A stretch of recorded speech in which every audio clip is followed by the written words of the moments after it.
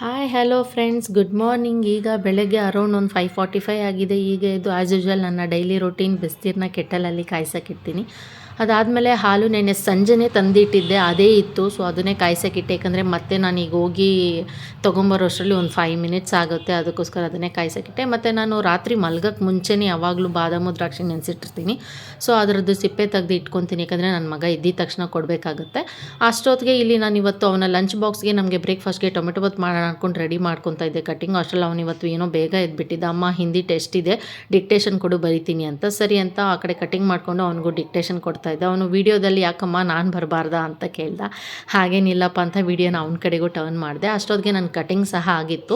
ನಾನಿಲ್ಲಿ ಒಂದು 5 ಟೊಮೆಟೊನ ಚಿಕ್ಕದಾಗಿ ಕಟ್ ಮಾಡ್ಕೊಂಡಿದ್ದೀನಿ. 2 ಈರುಳ್ಳಿ ಉದ್ದಿಗೆ ಕಟ್ ಮಾಡಿಕೊಂಡು, ಪುದೀನ ಸೊಪ್ಪು, ಕೊತ್ತಂಬರಿ ಸೊಪ್ಪು, ಕರಿಬೇವಿನ ಸೊಪ್ಪು, ಹಸಿಮೆಣಸಿನ್ಕಾಯಿ ಒಂದು 4ರಿಂದ 5 ಕಟ್ ಮಾಡ್ಕೊಂಡಿದ್ದೀನಿ.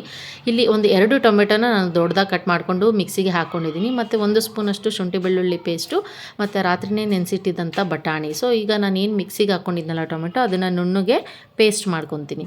ಸೊ ಈ ಥರ ಮಾಡೋದ್ರಿಂದ ಟೊಮೆಟೊ ಬಾತು ಟೇಸ್ಟು ಚೆನ್ನಾಗಿರುತ್ತೆ. ಮತ್ತು ನಮಗೆ ಇಲ್ಲಿ ಟೊಮೆಟೊ ಹಾಗೆ ಹಾಕಿದ್ರೆ ಸ್ವಲ್ಪ ಟೈಮ್ ತೊಗೊಳುತ್ತೆ ಬೇಯೋಕ್ಕೆ, ಬಟ್ ಈ ಥರ ಹಾಕೋದ್ರಿಂದ ಬೇಗನೆ ಮೆತ್ತಗಾಗುತ್ತೆ.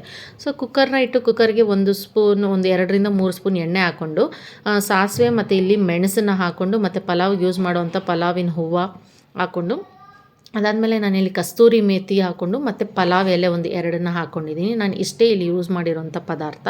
ನಮ್ಗೆ ಇನ್ನೂ ಬೇಕಾದರೆ ನಾವಿಲ್ಲಿ ಏಲಕ್ಕಿ, ಲವಂಗ ಎಲ್ಲ ಹಾಕ್ಕೋಬೋದು, ಬಟ್ ನಾನು ಅದನ್ನು ಯಾವುದನ್ನು ಹಾಕ್ಕೊಂಡಿಲ್ಲ.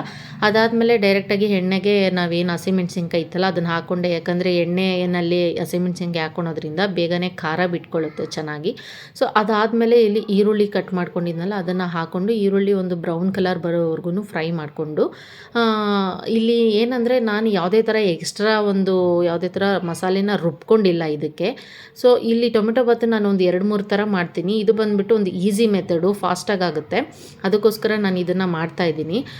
ಇನ್ನು ನನ್ನ ಮುಂದಿನ ಬ್ಲಾಗಲ್ಲಿ ನಾನು ಯಾವಾಗಾದರೂ ಆ ಒಂದು ಟೊಮೆಟೊ ಬಾತ್ ರೆಸಿಪಿನೂ ಕೂಡ ಶೇರ್ ಮಾಡ್ತೀನಿ. ಅದರಲ್ಲಿ ನಾನು ರುಬ್ಕೊಂಡು ಮಾಡೋದು, ಯಾವ್ಯಾವ ಥರ ಏನೇನು ಹಾಕ್ಕೊಂಡು ರುಬ್ಕೋಬೋದು ಅಂತ.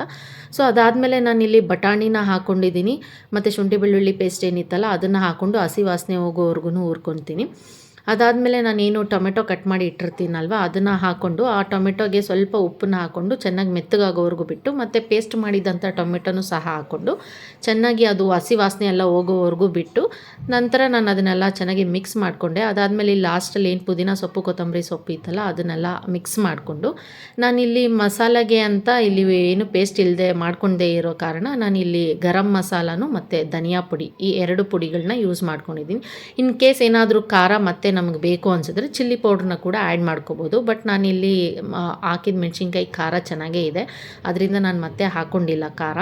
ಸೊ ಅದಾದಮೇಲೆ ನಾನಿಲ್ಲಿ 1 ಗ್ಲಾಸಷ್ಟು ಅಕ್ಕಿನ ನೆನೆಸಿ ಇಟ್ಕೊಂಡಿದ್ದೆ, ಅದನ್ನು ಹಾಕ್ಕೊಂಡು ಇಲ್ಲಿ ಅದಕ್ಕೆ ಸಮ ಪ್ರಮಾಣ ಒಂದು 2 ಗ್ಲಾಸ್ನ ನೀರನ್ನ ಹಾಕ್ಕೊತೀನಿ.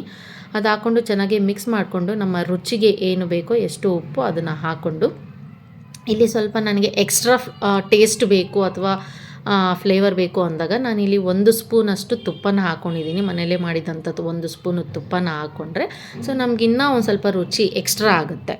ಸೊ ಅದನ್ನು ಹಾಕ್ಕೊಂಡು ಇಲ್ಲಿ 1 ವಿಷಿಲನ್ನ ಕೂಗಿಸ್ಕೊತೀನಿ, ಕುಕ್ಕರ್ ಮುಚ್ಚಳನ ಮುಚ್ಚಿ. ಸೊ ಅಷ್ಟೊತ್ತಿಗೆ ನನಗಿಲ್ಲಿ ಲಂಚ್ ಕೂಡ ಪ್ರಿಪೇರ್ ಆಗಿರುತ್ತೆ. ಅಷ್ಟೊತ್ತಿಗೆ ಇನ್ನು ನೆಕ್ಸ್ಟ್ ಅವನ ಸ್ನ್ಯಾಕ್ಸ್ ಬಾಕ್ಸ್ ಬೇಕಿತ್ತಲ್ಲ, ಏನು ಮಾಡೋದು ಅಂದಾಗ ಹೇಗಿದ್ರು ಮನೇಲಿ ಸ್ವಲ್ಪ ಫ್ರೂಟ್ಸ್ ಇತ್ತು. ಸೊ ಡ್ರ್ಯಾಗನ್ ಇತ್ತು, ಅದನ್ನೇ ಕಟ್ ಮಾಡಿಕೊಂಡು ಅವನ ಸ್ನ್ಯಾಕ್ಸ್ ಬಾಕ್ಸ್ಗೆ ಪ್ಯಾಕ್ ಮಾಡಿಕೊಂಡೆ. ಅದಾದಮೇಲೆ ಕೇಕ್ಸ್ ಇತ್ತು ಸ್ವಲ್ಪ ಮನೇಲಿ, ಅದನ್ನು ಹಾಕ್ಕೊಂಡು ಅದ್ರ ಜೊತೆಗೆ ಸ್ವಲ್ಪ ಡ್ರೈ ಫ್ರೂಟ್ಸ್ನ ಹಾಕ್ಕೊಂಡು ಅವನ ಸ್ನ್ಯಾಕ್ಸ್ ಬಾಕ್ಸ್ನ ಪ್ಯಾಕ್ ಮಾಡಿಕೊಂಡೆ. ಅಷ್ಟೊತ್ತಿಗೆ ಅವನು ಆಲ್ರೆಡಿ ಅಲ್ಲಿ ಕರೀತಾ ಇದ್ದ, ಅಮ್ಮ ಬಾ ಸ್ನಾನ ಮಾಡಿಸು ಅಂತ. ಸೊ ಸರಿ ಅಂತ ಸ್ನ್ಯಾಕ್ಸ್ ಬಾಕ್ಸ್ನ ಅವನಿಗೆ ಪ್ಯಾಕ್ ಮಾಡಿ, ಅಷ್ಟೊತ್ತಿಗೆ ಇಲ್ಲಿ ವಿಷಿಲ್ ಕೂಡ ಆಗಿರುತ್ತೆ ಮತ್ತು ತಣ್ಣಗಾಗಿರುತ್ತೆ. ಬಂದು ಲಂಚ್ ಬಾಕ್ಸ್ನ ಪ್ಯಾಕ್ ಮಾಡೋಣ ಅಂಥೇಳಿ ಸ್ನ್ಯಾಕ್ಸ್ ಬಾಕ್ಸ್ನ ಪ್ಯಾಕ್ ಮಾಡಿದೆ. ಸೊ ನನಗೆ ಯಾಕಂದರೆ ಬೆಳಗ್ಗೆ ಹೊತ್ತು ಅಷ್ಟು ಟೈಮ್ ಇಲ್ಲದೆ ಇರೋದ್ರಿಂದ ಯಾವುದು ಫಾಸ್ಟಾಗಿ ಆಗುತ್ತೋ ಅದನ್ನು ಆದಷ್ಟು ಬೇಗ ಮಾಡ್ಕೊತೀನಿ ನಾನು. ಸೊ ಅವನಿಗೆಲ್ಲ ಸ್ನಾನ ಮಾಡಿ ರೆಡಿ ಮಾಡಿ ಬರೋ ಅಷ್ಟರಲ್ಲಿ ವಿಜಿಲ್ ಕೂಡ ಆಗಿ ತಣ್ಣಗಾಗಿತ್ತು. ಅದನ್ನು ಅವನ ಬಾಕ್ಸ್ಗೆ ಪ್ಯಾಕ್ ಮಾಡಿ ಅದ್ರ ಜೊತೆಗೆ ಅವನಿಗೆ ಕರ್ಡ್ನ ಸ್ವಲ್ಪ ಹಾಕಿದ್ದೆ, ಯಾಕಂದರೆ ಅಕಸ್ಮಾತ್ ಖಾರ ಏನಾದರೂ ಇದ್ದಾಗ ಆ ಕರ್ಡ್ ಜೊತೆಗೆ ತಿಂದಾಗ ಅವನಿಗೆ ಚೆನ್ನಾಗಿರುತ್ತೆ, ಖಾರ ಅನಿಸೋದಿಲ್ಲ ಅಂತ. ಯೂಶ್ವಲಿ ನಾನು ಏನಾದರೂ ಈ ಥರ ಮಾಡಿದಾಗ ಕರ್ಡ್ನ ಕಾಂಬಿನೇಷನ್ ಆಗಿ ಇಟ್ಟಿರ್ತೀನಿ, ಆಪ್ಷನಲ್ ಆಗಿ ಅವನಿಗೆ ಬೇಕಾದರೆ ಹಾಕ್ಕೊತಾನೆ, ಇಲ್ಲ ಅಂದರೆ ಇಲ್ಲ.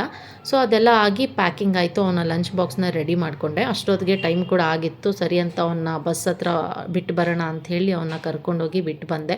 ಸೊ ನನಗಿಲ್ಲಿ ಬೆಳಗ್ಗೆ ಹೊತ್ತು ಯಾವುದೇ ಥರ ನೀರು ಕುಡಿಯೋಕ್ಕೂ ಕೂಡ ಟೈಮ್ ಇರಲ್ಲ. ಅಷ್ಟೊತ್ತಿಗೆ ಬಂದು ಒಂದು ಸ್ವಲ್ಪ ಏನಾದರೂ ಟೀ ಮಾಡ್ಕೊಳ್ಳೋಣ ಅಂದಾಗ ಇದು ಬಂದುಬಿಟ್ಟು ಬಟರ್ಫ್ಲೈ ಪೀ ಫ್ಲವರ್ ಅಂತಾರೆ. ಇದು ತುಂಬಾ ದೇಹಕ್ಕೆ ಒಳ್ಳೆಯದು. ಇದು ನಮ್ಮ ಹೇರ್ ಗ್ರೋತ್ಗಿರ್ಬೋದು, ಹೆಲ್ತ್ ವೈಸ್ ಇರ್ಬೋದು, ಬ್ಯೂಟಿ ವೈಸ್ ಇರ್ಬೋದು, ತುಂಬಾ ಒಳ್ಳೆಯದು. ಇದ್ರದ್ದು ಹೇಳ್ತಾ ಹೋದರೆ ತುಂಬಾ ಲಿಸ್ಟ್ ಇದೆ. ಇದ್ರದ್ದೇ ಅಂತ ಒಂದು ಬ್ಲಾಗ್ ಮಾಡ್ತೀನಿ, ಅದರಲ್ಲಿ ಕಂಪ್ಲೀಟ್ ಡೀಟೇಲ್ಸ್ನ ಕೊಡ್ತೀನಿ. ಸೊ ಈ ಹೂವನ್ನ ಕಿತ್ಕೊಂಬಂದರು, ಅದು ಒಟ್ಟೆಲ್ಲ ತೆಗೆದುಬಿಟ್ಟು ಅದನ್ನು ನೀರಿಗೆ ಹಾಕ್ಕೊಂಡು ವಾಶ್ ಮಾಡಿಕೊಂಡು ನೀರಿಗೆ ಹಾಕ್ಕೊಂಡು ಅದು ಒಂದು ಸ್ವಲ್ಪ ಕುದಿ ಬರೋವರೆಗೂ ಬಿಟ್ಟಾಗ ಅದರಲ್ಲಿ ಆ ಹೂವದಲ್ಲಿರುವಂಥದ್ದನ್ನೆಲ್ಲ ಕಲ್ಲರ್ ಏನಿರುತ್ತಲ್ಲ ನ್ಯಾಚುರಲ್ ಕಲರು ಬಿಟ್ಕೊಳ್ಳುತ್ತೆ. ಅದನ್ನು ನಾವು ಹಾಕ್ಕೊಂಡು ಅದಕ್ಕೆ ಒಂದು ಸ್ವಲ್ಪ ನಿಂಬೆಹಣ್ಣು ಮೇಲ್ಗಡೆ ಹಿಂಡ್ಕೊಂಡು ಅದನ್ನು ಕುಡಿಯೋದ್ರಿಂದ ನಮ್ಮ ಮೈಂಡು ತುಂಬಾ ರಿಲ್ಯಾಕ್ಸ್ ಆಗುತ್ತೆ. ಅದು ಅಲ್ಲದೆ ಇದು ಹಾರ್ಟ್ಗೆ ಡಿಸೀಸ್ಗೆ ತುಂಬ ಒಳ್ಳೆಯದು. ಸೊ ಅದನ್ನು ನೆಕ್ಸ್ಟ್ ಬ್ಲಾಗಲ್ಲಿ ನಾನು ನಿಮಗೆ ಹೇಳ್ತೀನಿ ಇದರಲ್ಲಿ ಇನ್ನೂ ಏನೇನೆಲ್ಲ ಮಾಡ್ಬೋದು ಅಂತ.